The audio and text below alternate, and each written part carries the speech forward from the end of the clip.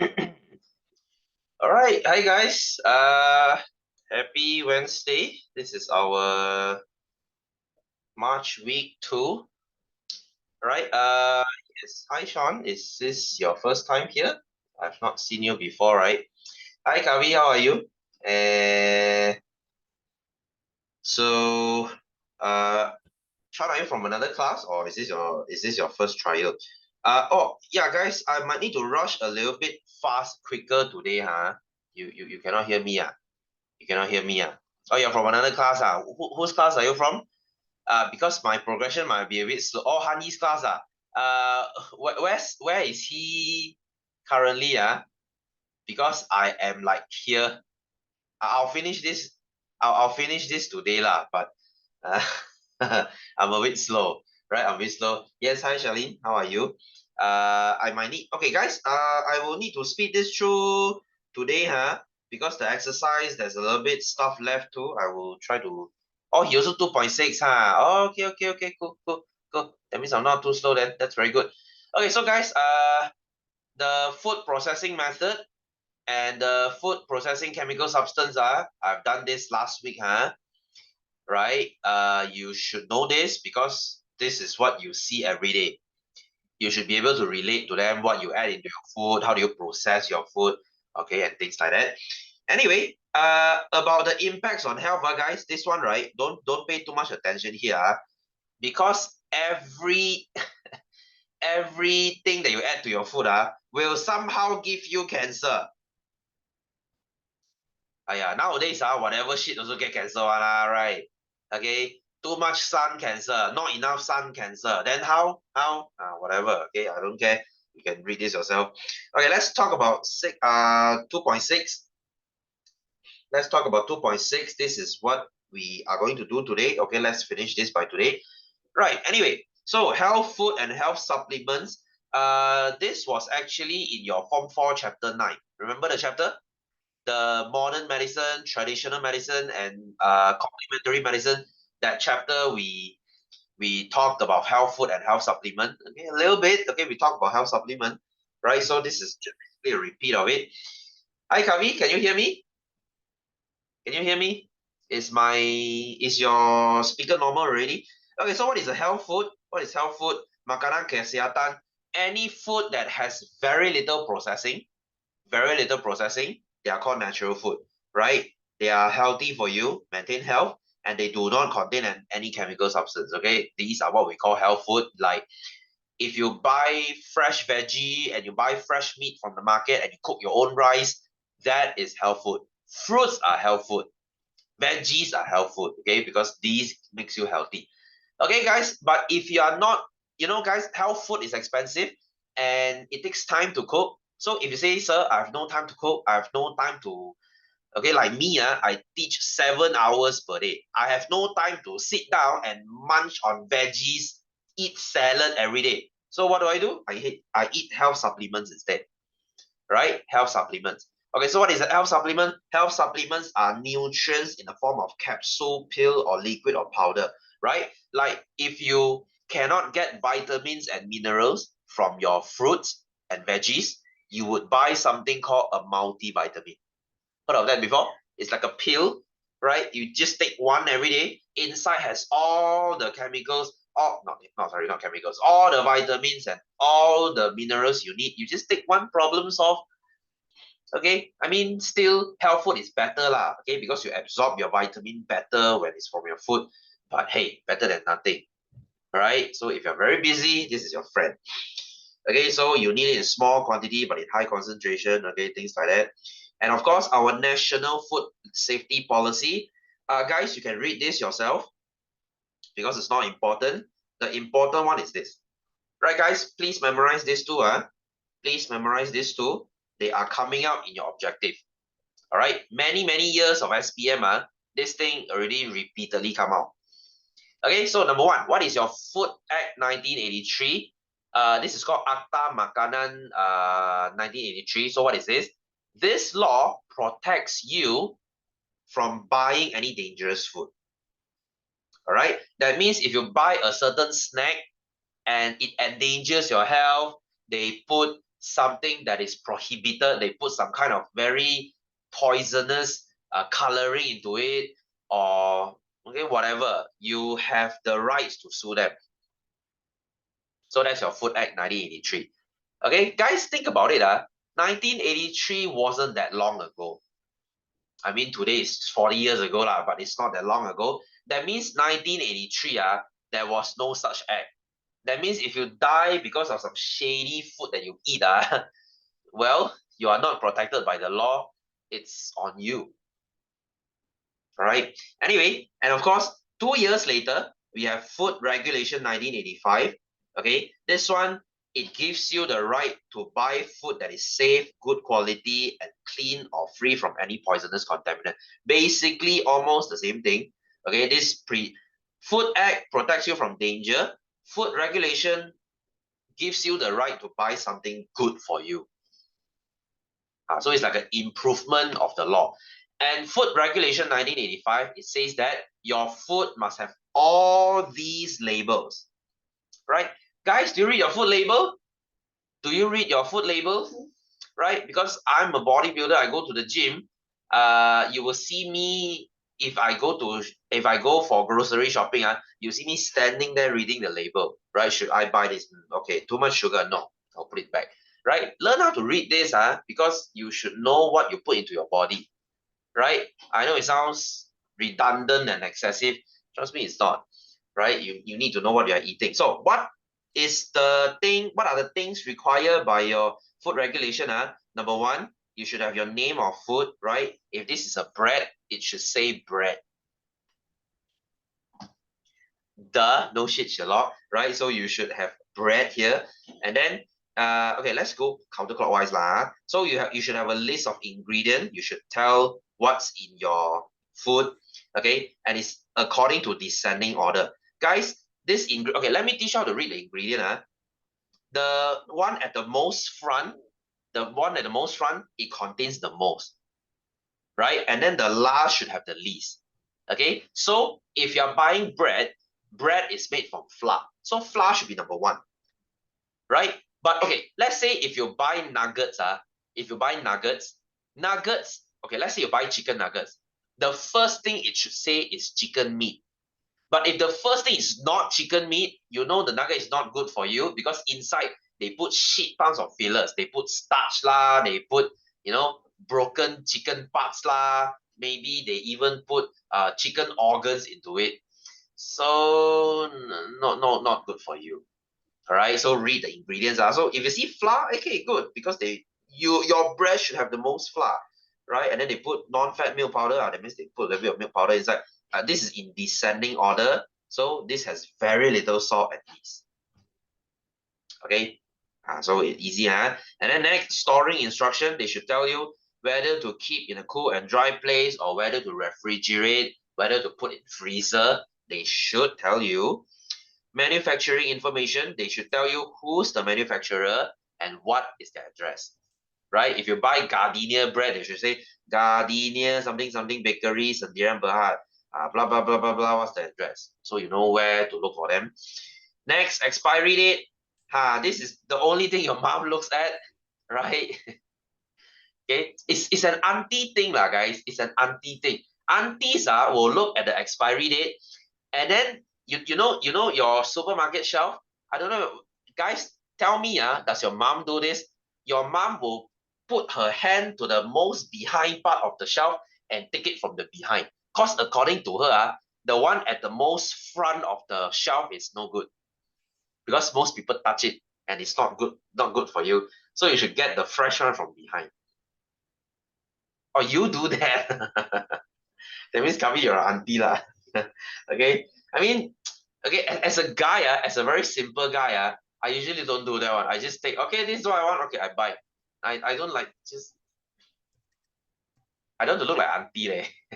Okay, anyway, so that's actually good practice though. There's a certain wisdom to it, so that you don't get broken goods. Because usually the front one is usually the most broken and the most touched one.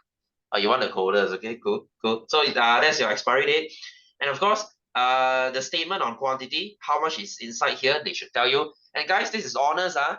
This is honest. They cannot cheat on the weight. All right, and this is the net weight, the weight without the packaging, right? So if this is 450 gram, inside should have at least 450 gram. If it is below that or a lot below that, you can sue them because it's fraud. They are cheating the customer. But who really weighs them? Am I right? Do you go home and take your packaging away, your bread? Okay, no, we don't. So we just blindly trust these, these manufacturers. Okay, next statement of food additives. Right. If you put preservative, coloring, flavoring, whatever, you must tell it here. You must tell it here. And sometimes you will see you will see them right here. This food contains traces of soy, peanut, things like that. Why? If they contain peanut, they have to tell because peanut allergy could be life-threatening. Guys, you know this, right? You know this, right? If someone tells you they are allergic to peanut, you don't prank them by letting them eat peanut because they can die. Like seriously. Okay? And if this thing contains milk, they have to say it here. Because what if someone is lactose intolerant and they eat this, they get diarrhea? So they have to tell. Okay, whatever coloring or additives or whatever, they have to say it here. And of course, nutritional label. This is the most important one for me lah. Okay, they will need to say what's the energy inside there. Okay, what's the how much carbohydrate. Okay, usually guys, this is where they get sneaky. They don't say sugar, they say carbohydrate because sugar is carbohydrate, right? So they just put carbohydrate there. Guys, carbohydrate is sugar, right? If you read some soft drink and they say carbohydrate 30 grams, that means sugar 30 grams lah. Okay, guys, the most amount of sugar that you should eat, the most amount of sugar, healthy amount that you should eat is not more than 35 grams, right? So if you see soft drink is already 30, guys, that's like your daily sugar intake already in that one can. So learn to read the labels, guys. Learn to read the labels because you might not know what are the shit you put into your body. Like seriously. Right? Anyway, so this is your food nutritional label. And of course, sometimes they will highlight the nutritional quality here. That means they will put here like high calcium, high in fiber, added protein, less sugar, less fats. What is the point that should be highlighted? They will put it here. Okay, low in sugar, or even they say zero sugar. They should mention it here to kind of highlight this to the consumer so that they know, okay, this is the low sugar version. Okay, cool. So these are the things that you should have in your packaging. Okay, again, this thing is something that you can relate to because you see food labeling every day, right? Do you read your bread labeling when you eat your bread? Do you? Okay, maybe you don't. Right, and then of course you have this thing. You know what is it? Your halal logo. Guys, food regulation 1985, they don't require you to put halal. Okay? Halal belongs to who? Halal, who has the right to put halal is Jakim. You know who is Jakim? You know who is Jakim? The Islamic Affairs Society or something, the Jabatan. They have the rights to put Jakim, put halal, and they have the rights to tarik balik the halal. Like this thing happened to Cadbury. You know the chocolate Cadbury? Okay, there was a moment, I think it was a few years ago, they tarik balik the halal logo. Okay, so anyway, this is not required.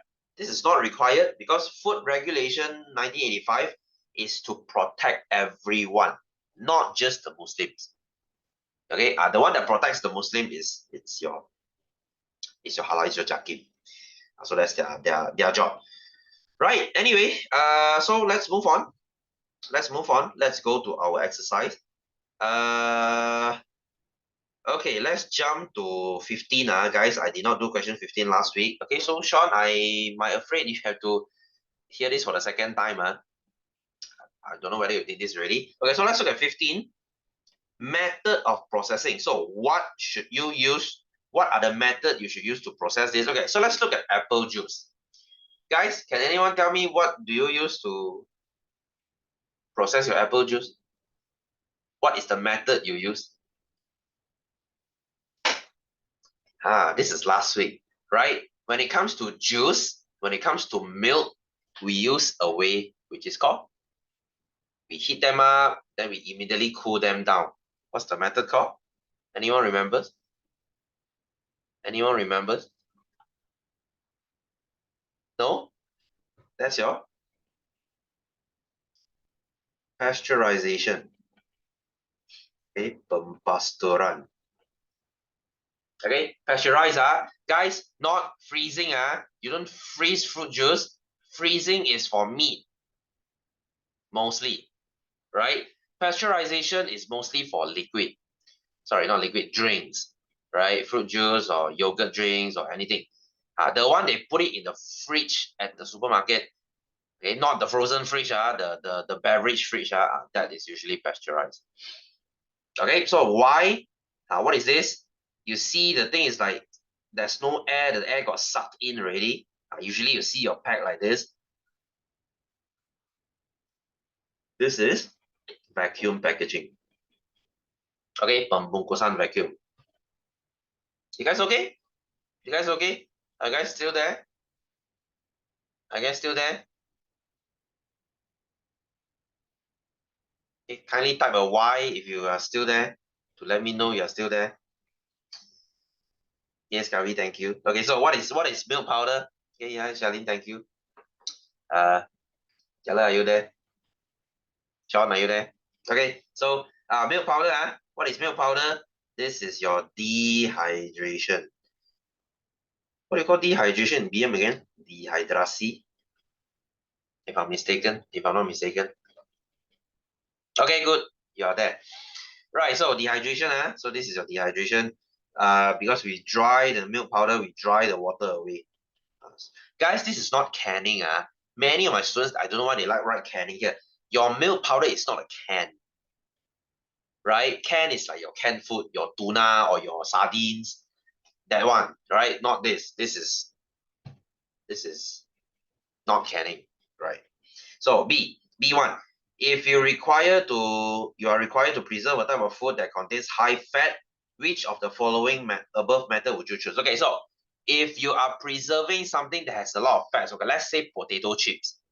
Potato chips has high fat. Which method would you choose? Which method would you choose? Anyone? X, Y, Z? Definitely not X lah, right? Because X is pasteurization one. You cannot preserve, fats using pasteurization. So what do you use? What do you use? Okay, guys, pay attention here. Pay attention here. Fats, we don't want them to oxidize, right? Remember? Remember? Last week when I said this, we put antioxidant into food that contains fat. Why? Because this is to slow down oxidation. Okay, guys, when fats they are in contact with oxygen. When fats and oxygen they come together, they will oxidize. And when fat is oxidized, it will smell bad. Have you smelled the bad oil smell before? Like if your potato chip is like, okay, you open your potato chip, you couldn't finish it, you just put it one side. And 1 year later, when you open it, oh my God, that's the oil smell. That's the oxidized oil, right? So this is why biscuits or anything that has fats, okay, you see Oreo has fats, potato chips has fats, right? Corn chips has fats, or any snacks has fats. So I must put antioxidant to slow the oxidation down. And what do? I have to use vacuum packaging. Okay, I have to use vacuum packaging. So give a reason. Give a reason why would I choose vacuum packaging? Because if I draw out all the air, when there's no more air inside, my chips wouldn't oxidize. All right, so this is to eliminate air so that fat is not oxidized. Untuk menyingkirkan udara supaya lemak tidak dioksidakan. Okay, so that they are not oxidized. Okay, so, but okay, you might say, sir, my potato chip doesn't look like this. My potato chip just look like a bag of air. Right? Guys, have you bought Lay's before? If you have bought Lay's, okay lah, Lay is not the only guilty one. When you buy potato chips, the thing is like full, it's like your pillow, and then when you open it, it's like, oh my god, what a scam. Guys, this is not scamming you, This is not scamming you, because they already state the weight there. They already state the weight there. So they're not cheating you. If you weigh your bag of chips, it should be the weight stated there. So why do they put air inside here? Okay, guys, if this is a potato chip, you know what they put inside? They put 100% nitrogen inside instead of vacuum packaging. You know why? This nitrogen, they act like a cushion so that your chips doesn't break during transport. Okay, guys, think about it. If I use vacuum packaging and pack my chips, I step on it, your chips will be in pieces. I don't want that, so that's why I use nitrogen and put it here. And why nitrogen? Because without oxygen, 100% nitrogen means no oxygen. Without oxygen here, my chips will not oxidize. So they put nitrogen inside. Right? So this is what they must do. So they're not trying to cheat you. Okay? The manufacturer is not trying to cheat you. They're just trying to make your chips in one piece. Okay, so stop blaming them. So see, food that contains high fat content is sometimes added with a chemical to slow down or inhibit, sorry, there's a typo here, to inhibit the process of oxidation. Name the chemical used. So we will use, like I said just now, your antioxidant. Okay, antioxidant. This is what we use, right, to slow the thing from oxidizing. So we will use both lah. We will use vacuum packaging. This is the method, and we will add antioxidant. So with these two going at the same time, my chips or whatever will last for a long time. Okay, okay, maybe not that long, but at least it's longer than if I'm not doing any of this. Okay, guys, I hope you are okay with this. So next you have this is canning. This is canning. So name the method of food processing. This is canning. Pengetinan. So explain this method. So what do? First, we heat food to 115 degrees Celsius. We heat it really hot. Why? This is to kill all the bacteria. That's why, guys. That's why your canning is not very good for the nutrient. If you cook your pineapple to 115, most of the nutrients will be lost. Right? That's why canned food is not a very healthy food. Sure, they are very convenient, they last for a very long time, but when it comes to nutrient, they are not the best. Right? Like if you buy canned tuna, it's not as good as the fresh tuna because most of the the nutrient is already lost because of the heat. So next, what do we add? What is this? We add sugar. We add sugar because sugar is a preservative. So usually fruits like longan, longan or pig or your canned pineapple or your what else fruit is canned? Canned lychee. They add a sugar solution here because this is the preservative. Okay, so you can add sugar solution to food. Okay, larutan gula, and then the food is sealed in can via vacuum. Okay, so this is vacuum. So in fact, this is actually vacuum packaging, right? So heat plus preservative plus vacuum. So now you have canning,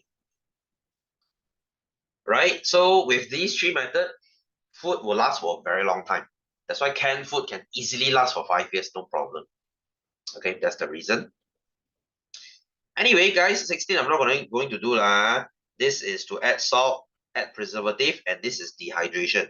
This is the method. This is the chemical substance we add. So you can do it yourself. This is vacuum packaging, do it yourself too. This K-Bud one, you can do it yourself. How do you vacuum package this cempedak?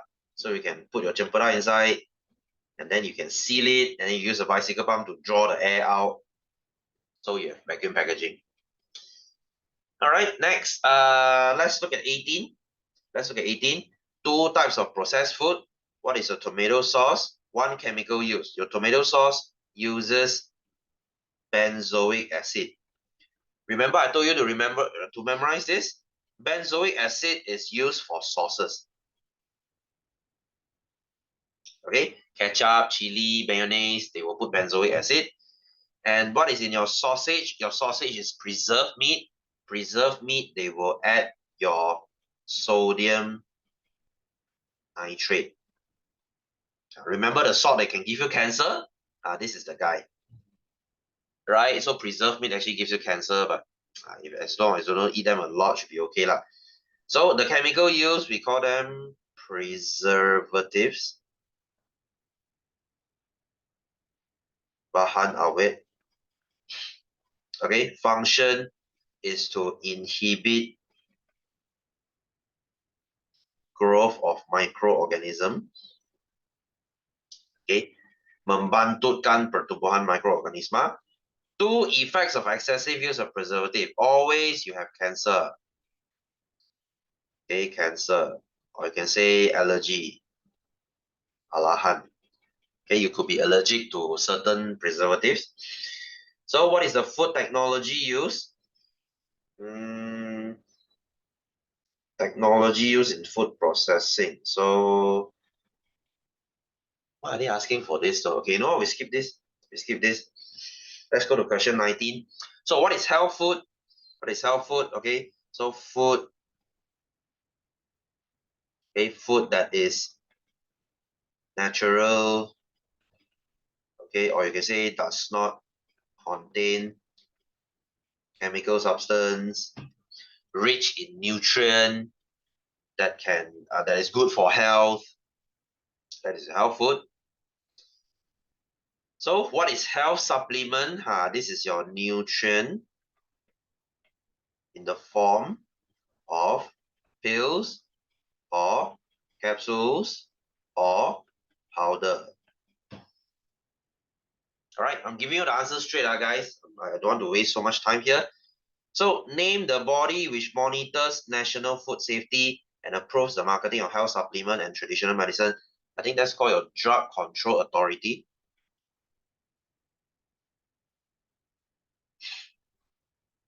Right, and this thing is directly under our KKM, our MOH, our Ministry of Health. Okay, so what act was drafted in Malaysia to protect the welfare of users from dangers of health? If something, endangers your health, that is your Food Act 1983. Right? The rights to buy fresh food is Food Regulation 1985. Do not get confused. One is about dangerous, one is about fresh. So next. All right, so your exam question will look like this. They will give you a food label and then they will ask you what is missing. Right, so from the above label, write missing information that must be shown on the label according to the Malaysia Food Act. Okay, so what is missing here, guys? What is missing here? Can anyone tell me? Okay, there are three things missing here, guys. There's only 3 marks here. So what are the 3 things? What are the 3 things? They already give you the manufacturer's name and address. They give you the name of the food. They give you ingredient. They give you the preservative statement, the weight, and the expiry date. Okay, what is missing here, guys? Anyone? Anyone? Are you guys there? Anyone? What's missing here? Nutritional label, good. Okay, I'm just gonna put label here lah. Nutritional label. What else? They didn't say how much sugar is here. The carbohydrate thing, okay, the chart there is not mentioned. One more thing is the nutritional quality. They didn't say this is low sugar or low salt, or no preservatives added, or made from real chili, something like that. They didn't mention here, which is this one. They didn't mention this here. So what else? What else is missing? What else is missing? Did you realize this? They didn't tell you how to store this, right? So you're storing information. They didn't tell you whether you should put it in the fridge, or you should freeze it, or you should put it at a dry and cool place. You see, they did not say. So according to our food regulation 1985, this label is a failed label. They should tell you everything. So B, in your opinion, which of the items stated in A is the most important? Give your reason. So which is most important? You can actually write any one of it, but make sure you have reason to support, right? So the most important, I would say, is storing info, okay, because it tells the consumer how to keep it fresh, okay, or it tells the consumer how to not let the food spoil to prevent wastage. So storing info is very important. If you don't tell me, how am I supposed to know where should I put it, right? Like for me, all my sauces I put it in the fridge one. I don't know, I just put it in the fridge. I didn't really see, they say, I think they say refrigerated, I'm not too sure. Some sauces, they will tell you to put it in the fridge. Some they don't, right? So see, the sauce is free from bacteria. How is this achieved? Right, when it comes to bacteria, what kills bacteria? It's your preservatives, right? So what are the preservatives here? Your sugar, your vinegar, your salt. You actually have three preservatives here. These three will kill the germs. Okay, so you have the presence of preservatives.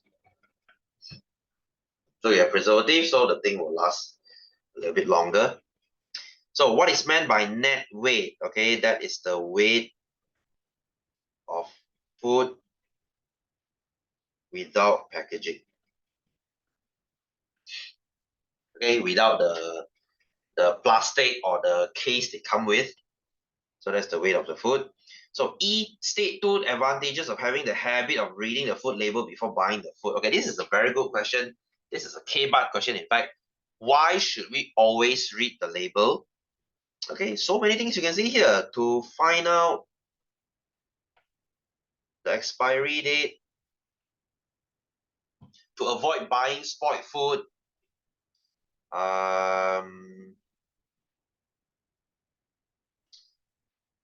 to find out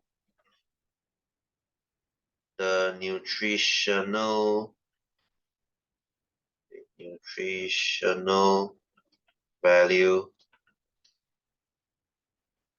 of the food, right? Whether this has too much sugar, whether this has too much oil, too much fats, right? So many things you can see here.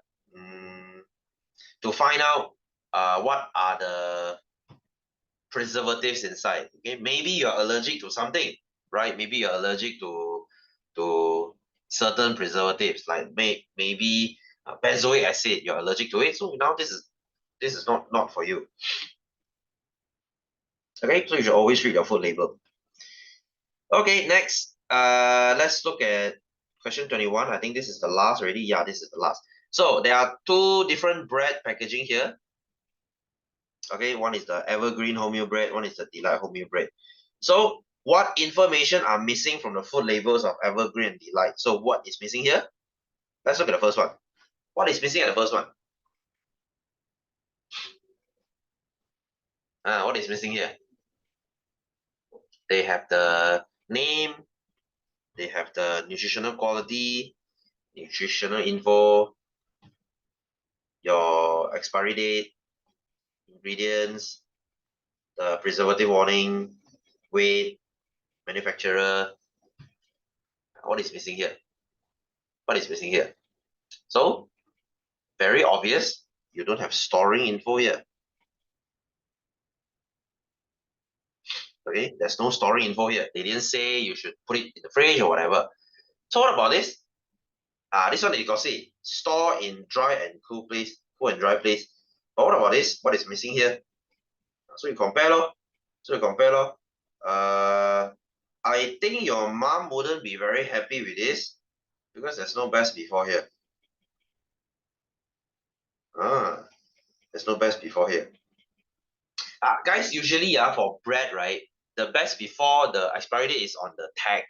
You know the tag that they use to tie your bread. Usually it's on there. But hey, they didn't put it here, so expiry date.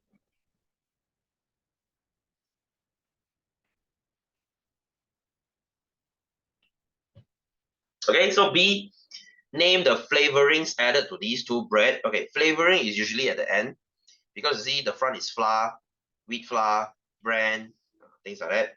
So what are they? What are they adding? You see, this one got sugar, this one don't have, this one is honey. This one got salt, this one also got salt. Right, guys? Sometimes when we make bread, when we make cake, we have to add a little bit of salt because the salt is the flavoring. Right? Salt actually makes your food taste sweeter. I know it sounds counterintuitive. I know it sounds silly, but if you add salt to certain things, it actually makes it a bit sweeter. Why A2 is 2 marks, 3 marks? Wow, good question. Because usually question like this, they only give you 1. Right? Okay, if they ask for 3, what else is missing here? I couldn't find anything missing here though. I think they mentioned everything. Okay, maybe nutritional quality lor. One more. Uh, wow, they didn't. Okay, I think this is a 1 mark question. Okay, anyway, doesn't matter. C, which wholemeal bread would you buy? Give 3 reasons. Okay, so obviously, I'm gonna buy Evergreen.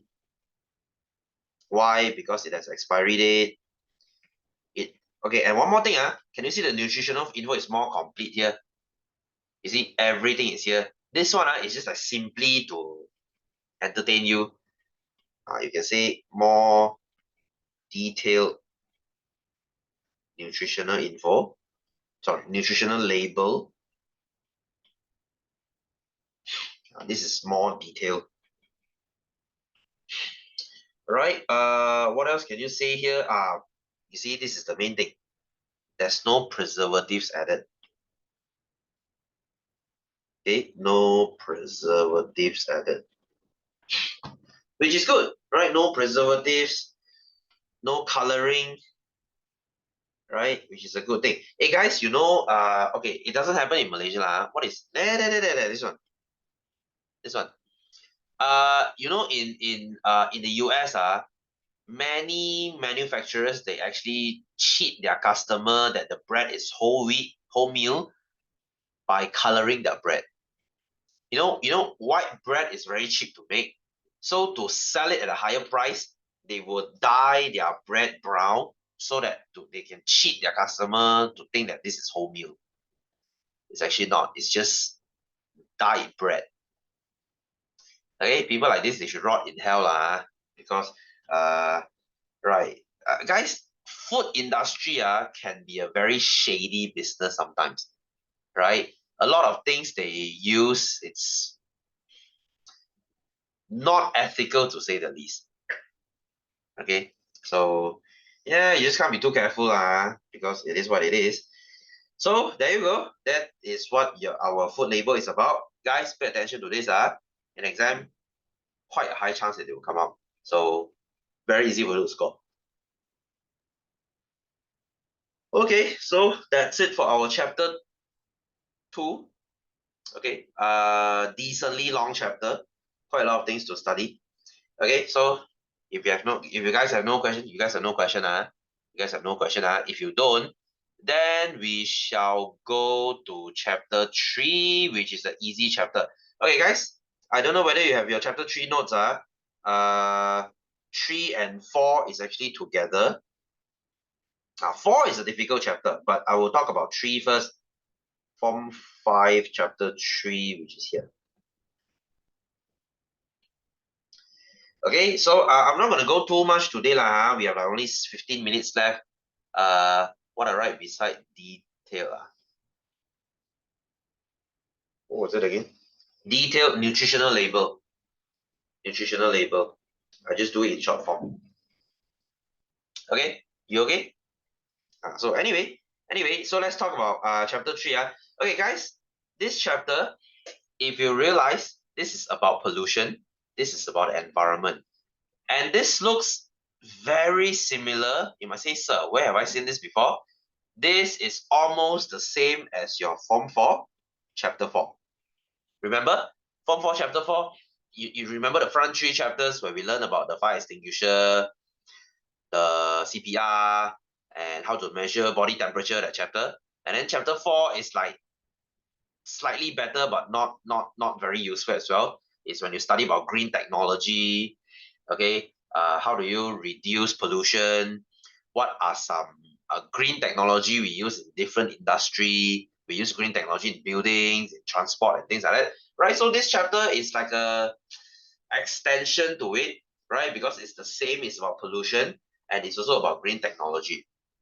Okay, so this chapter, I would say, just like your chapter 4, your Form 4 chapter 4, this chapter, right, it's a very K-bar chapter. Okay, so you have to read more about environment, you have to read more about pollution to help you answering, questions in this chapter. Right, just go and watch, guys. There are plenty of YouTube channels talking about pollution. So I think you know. All right, so this chapter is where we learn about what is your life cycle of product, what is microplastic. This is very interesting, and your pollution, basically just like your chapter 4. Okay, so let's just get into it. Let's look at the first thing first. Right, so guys, when we are talking about this chapter, this is the thing we talk about. I think we kind of touched on this in Form 4 chapter 4, which is your carbon footprint. Right, so let me talk about this. Guys, you know what is carbon footprint? You know what is a carbon footprint? Right, so why are we talking about carbon? We have to talk about something called greenhouse effect. Kesan rumah hijau. Guys, at this point, you should know what is greenhouse effect. You know what is greenhouse effect, right? This is the thing that causes global warming, right? If you don't know what is a greenhouse effect, you don't know what is a greenhouse, very easy. You ask your dad to park his car under the sun for 2 hours. What happens? Your car will be hot as hell, right? Because you have glass around your car. The glass is like greenhouse. They will allow sunlight to go into your car, but they will slow down the heat from going out. So all the heat will be trapped inside your cabin, will be trapped inside your car. Your car will get annoyingly hot, right? I mean, under the sun, it's already hot enough, but your car makes you feel even hotter. It brings heat to a whole new level, right? After you're inside your car, you feel like outside is okay. It's not that hot anymore. So that is a greenhouse effect, right? So on our Earth, is like a greenhouse because not because we have glass around our Earth, we have something called greenhouse gas around our Earth. Our Earth is like inside the car. The glass around it is what we call greenhouse gas. So greenhouse gas will cause the greenhouse effect. Okay, so what is our main greenhouse gas? We have many greenhouse gases. We have CFC, we have methane, we have carbon monoxide. The biggest greenhouse gas that we produce every day is carbon dioxide, right? So carbon dioxide will cause greenhouse effect because guys, we cannot stop releasing this, right? Our car burns petrol releases carbon dioxide. Our power generator, our power station uses coal, uses petrol, uses whatever fuel. It will also produce carbon dioxide, right? So carbon dioxide is everywhere. There is currently no way for us to decrease this thing. That's why we talk about carbon footprint, because everything that we do, guys, think about it. Everything that you do will produce carbon dioxide, right? Okay, put it this way. Guys, how do you go to your school? How do you go to your school?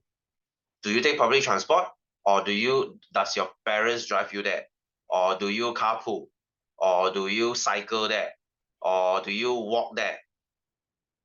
Wow, driver ah, Sean, serious ah? You have a driver ah? You're not shitting me, right?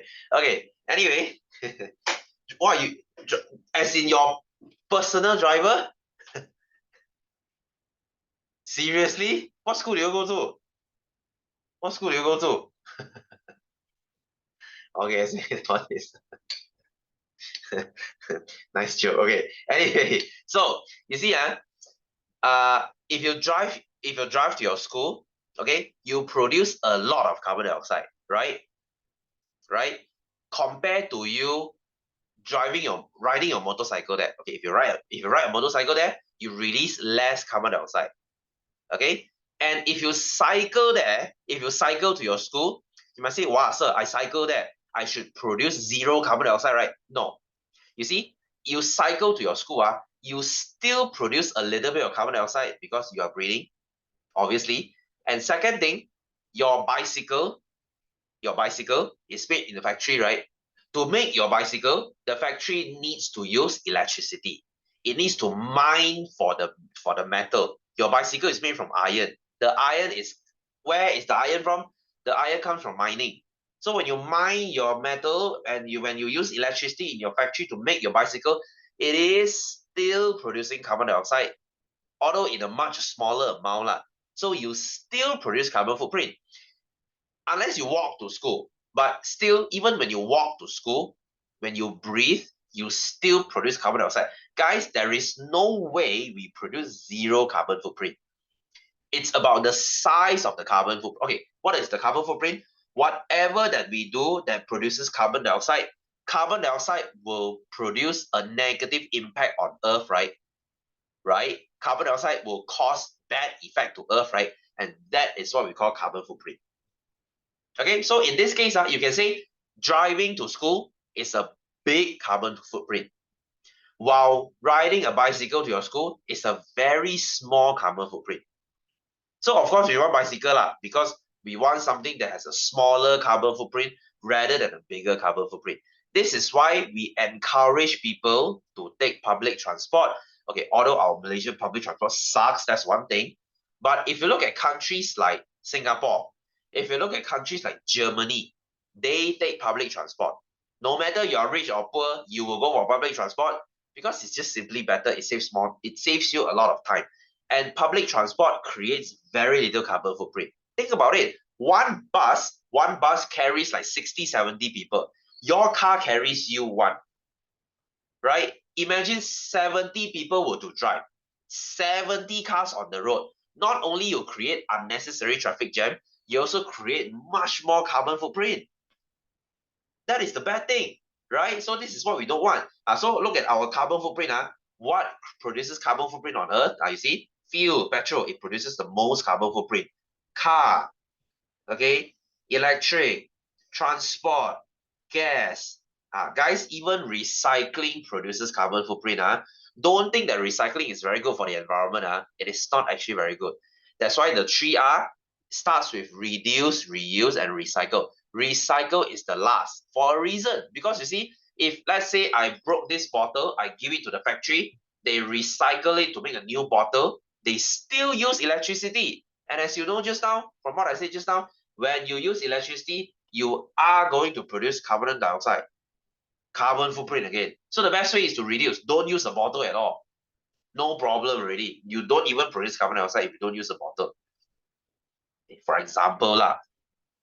Okay, so guys, I have a question. I have a question. You know how you go to the public toilet, right? Okay, when you go to a shopping mall, when you go to the toilet, after you wash your hand,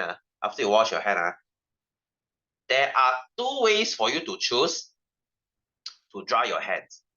All right, there's the method where you use a blower, you know, the hot blower, the hot air blower, and there's another way which is you use tissue paper. Okay, you use tissue paper. Let me ask you something. Which do you think has less carbon footprint? The blower or the tissue paper? Which is worse for the environment? Which has a bigger carbon footprint? Anyone? Which do you think is better? Which do you think is worse? Anyone? Anyone? Tissue. Tissue is the worst. Why? Why is tissue worse?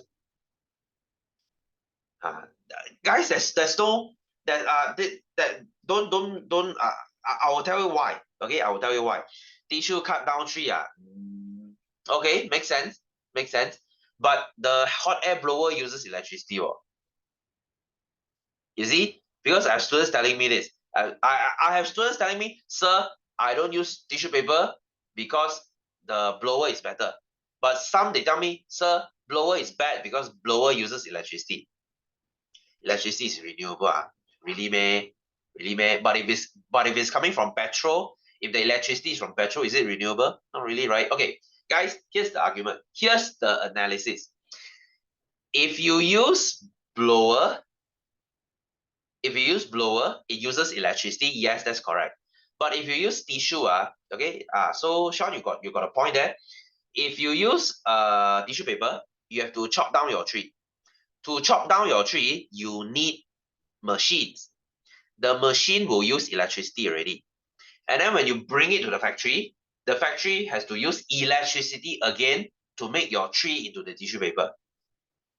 And then to carry the tissue paper from the factory to the shopping center, you have to use lorry. You have to use a truck. The truck uses petrol again. You produce carbon dioxide again. You produce carbon footprint again. So in this case, the blower is better because the blower has a smaller carbon footprint than using a tissue paper.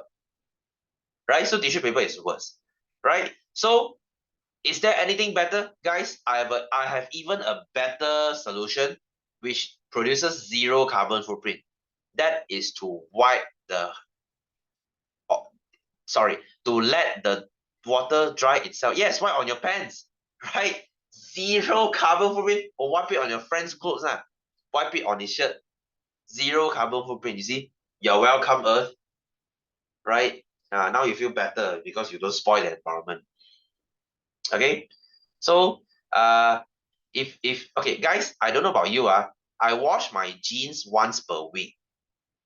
Right? And some people, they say, sir, you are disgusting. You wash your jeans once per week. Hey, I'm saving the environment.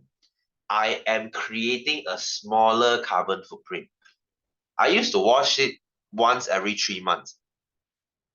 1 week is considered very merciful already, right? My highest record, I wash my jeans after 6 months. Right? Needless to say, when I soak my jeans into the water turned black. Okay, for obvious reasons. Okay, but hey, think of all the trees I saved. You're welcome, Earth. Right? So okay, so guys, when we talk about carbon footprint, we have to talk about Tesla. We have to talk about Tesla, right? You know how electric vehicle is a thing lately? Everyone is saying, oh, sir, I should buy a Tesla because Tesla uses no petrol. So Tesla is very good for the environment. Is it true? Is it true? You are half correct. You know why? Okay, let's say now you have a Tesla. Okay, let's say you have a Tesla and you charge your Tesla using electricity. That's correct. You are using zero fossil fuel. But think about it. 80% of our electricity in Malaysia comes from fossil fuel. Right? If you charge your Tesla using electricity from the wall, you're actually not doing anything better. Because 80% of Malaysia electricity comes from coal, comes from petrol, comes from natural gas. So you are indirectly using petrol as well. So what's the difference? Right? Might as well you use your old car. Okay? But here's the argument. If you say, sir, I don't want to use our electricity from DNB, I install solar panel. That is the good thing to do. All right, guys? Solar panel is a very awesome thing. If you have the money, I highly recommend you go and pasang. Okay, yeah, the initial cost is very expensive. Okay, guys, I was watching this video about solar panel that day. So according to this guy, his electricity is like $800 per month. You know, $800 is quite a lot, okay, because he lives in a very big house. But for him, $800 is a bit too much. So he say, how should he save electricity? So you know what he did? He used 50,000 and he installed a big solar panel on his roof, right? And this 50,000 will generate him this $800 of electricity bill every month, right? And you are saying solar panel, Kavi, solar panel. You know solar panel? I'm sure near your house someone has this, right? If your house looks like this, then good for you. Solar panel. Right. So you might say, sir, that's a lot of money to save $800. Guys, hear me out. This is not actually crazy. You see, if you use 50,000 to install solar panel, now you save $800 of electricity every month. So how much are you saving per year? How much are you saving per year? You're saving 9,000 something per year, right? You are saving 9,600 per year. So by 5 years later, you make your money back, right? And 5 years later, when you break even, the solar panel is now free. The solar panel is now free. So after this 10 years, 20 years, 30 years down the road, you are paying 0 cents to TNB. You generate your own electricity. So this is awesome, right? This is like very low carbon footprint. So if everyone, okay, guys, you might say, sir, in overseas they can do that, man. Can they do this in the UK? Of course, no lah, because in UK they have a winter. But in Malaysia, we get sun year long. Hello, Malaysia is hot as shit every day. So why not we put solar panel? Yeah, it's better for long term, exactly. Right? And guys, if you want to pasang solar panel, you can actually borrow this 50,000 from the bank. Right? I think this is awesome investment because 5 years later, you are not paying any electricity. Right? And you know what's the awesome thing? You know, every month, this guy saves $800 of electricity, right? What if 1 month, maybe let's say 1 month, he goes for vacation, he only uses $300 of electricity. So now you have that extra 500, right? You have the extra 500, right? You know what will happen? TNB will buy the 500 from you, and TNB will pay you instead. You see, smart. TNB pays you now instead of you paying TNB because you generate too much electricity, you cannot finish. So you sell it back to TNB. Isn't it smart? So guys, this solar panel is a good thing. So we call this a carbon handprint. I'll talk about this next week, okay? Carbon, just now I said carbon footprint is the negative impact on Earth, right? When you do something bad for the environment, it's called carbon footprint. But if you do something good for the environment, we call it carbon handprint. Like solar panel is a carbon handprint because it's good for the environment. Okay, so if you do enough carbon handprint, you might offset the carbon footprint. You will do this Earth good. So try your best to do more carbon handprint by replanting trees, by recycling, by walking to school, by taking less shower. Yes, you heard that right. Taking less shower is actually a carbon handprint. I know it sounds crazy, right? But I'm not asking you not to shower lah. Okay, later you'll be smelly. So you know what I mean. Okay, so guys, I think I'm going to stop here. Next week, I shall continue with this. I shall finish this chapter in like 2 weeks because it's a very easy chapter. So yeah, don't worry. Okay, so guys, I will stop here. I hope you learned something new today. Okay, nice seeing you, Sean. Okay, hope to see you again next time. Okay, so have a good one, guys. I will see you next week. So take care. See you and bye, guys. Have a good Wednesday. Bye bye. Bye bye. Bye bye.